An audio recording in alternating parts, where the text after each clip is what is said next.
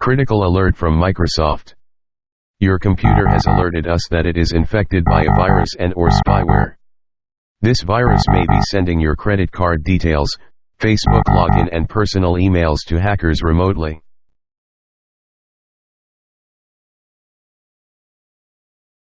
I wish I was good enough. I wish I was good enough. Hello, your computer has virus. Tech support scams. They're unavoidable, incredibly annoying, and multiplying as we speak.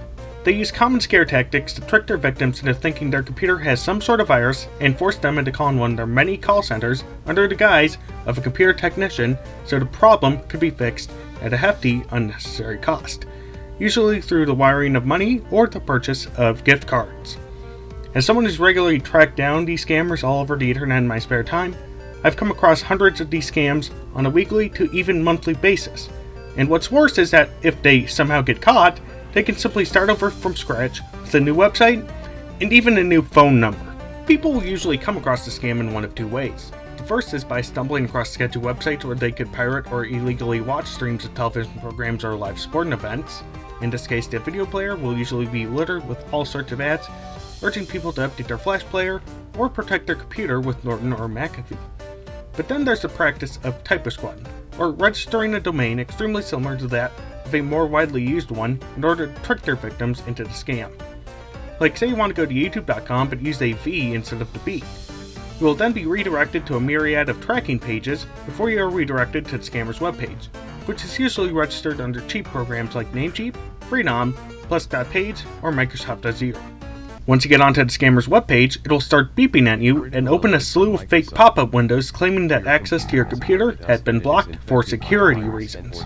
Clicking anywhere on the page will force it into full screen mode and force their victims to call Microsoft support on a random toll-free number, as closing the window will supposedly lead to data loss and identity theft. The toll-free number is usually registered under a TextNow or Google Voice account and serves to only redirect calls to the call center in India. This is where the scammer, who will pose as a customer support representative, will try to gain remote access to their victim's computer and try to steal their credit card information. These call centers can pretty much be located at any house or office building across India and will usually operate under multiple aliases completely unrelated to their actual operations. These scammers will usually follow a basic script provided by their boss while also collecting as much personal information about their victims as possible. And these scammers will also try to hide their real identities from the public by providing names that are completely different from their real ones. There are also a couple operations managers or supervisors who facilitate these scams, monitor every call and PC used in the center, communicate with their senior managers through programs like Skype, and then log the payment information of their victims on a series of spreadsheets. These operations managers may also provide incentives to their workers based on how much money they make through these scams and then add it to their fixed salary at the end of the week or month. This bonus is usually around less than 10% of the money they actually made for the company, and these scammers will only receive their salaries in the form of cold, hard cash, as the company doesn't want to keep accounts of how much money was made. These employees are also prohibited from using their cell phones at work, as scam operators don't want to be blackmailed with footage of these scams in action. And it's not just tech support scams they operate, they will also dabble in loan scams or even utility scams.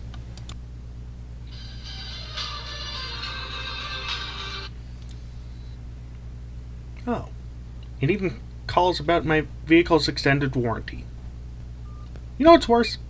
It's the fact that these scammers can also rent out random business addresses somewhere here in the States to look more like an American company, and even at sometimes bought their reviews on platforms like Trustpilot. See all the negative reviews on that site? They're from legitimate people who are airing their grievances about the scam in action, while all the positive reviews were actually written by some of the company's employees from just a simple script. That's bullshit. Now, if you come across scams like these, your best bet is just exit out of the site in question, or just hang up and block the number they used to call you. But there might be times where they'll just spoof any random ass number and endlessly solicit you. This was the case for my mother earlier this year, when she came across a fake Fitbit giveaway, and this is why we eventually decided to purchase some off of Amazon. We each got Inspire 2s. But there are also some people who find it funny to waste the scammer's time and get reactions from them. This is referred to as scam baiting and was popularized by the likes of Jim Browning and Malcolm Merlin, alongside a call flooding endeavor dubbed Project Mayhem, which used a computer program to flood the call center with fake calls. Hello, it has been detected that you are a scammer.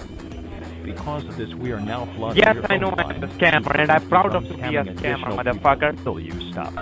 Yes. Fucking scammer, Hello, yes. it has been detected that you are a scammer. Hello. Hello, it has been detected that you are a scammer. Because Yes, of this, I'm we a are now scammer, flooding your motherfucker. phone lines to prevent you from scamming additional. You are a scammer. Because of this, we are now flooding your phone lines to prevent you from scamming additional. Service. How can This will not stop until you stop. fuck off? But this amount of trolling does come with its own set of risks, as Browning has actually been scammed out of his YouTube channel. But he was able to get it back, but this does serve as proof that pretty much anyone can be scammed with just the right circumstances. If you want to become a scam baiter, I recommend you check out what we do on Scammer.info. We not only provide as much information about these scams as possible, we'll also provide several tips and tricks in order to ensure a fun yet safe scam baiting experience. Now, if you excuse me, I gotta go collect some cans and bottles for a side hustle of mine. More on that in a later video. Hello, your computer has virus. Thank you guys for watching this video. Make sure to give it a like and feel free to provide suggestions on what you would like to see in the comment section down below. If you want to see more content from me, then please hit that subscribe button and the adjacent bell for upload notifications, and I will catch you all later.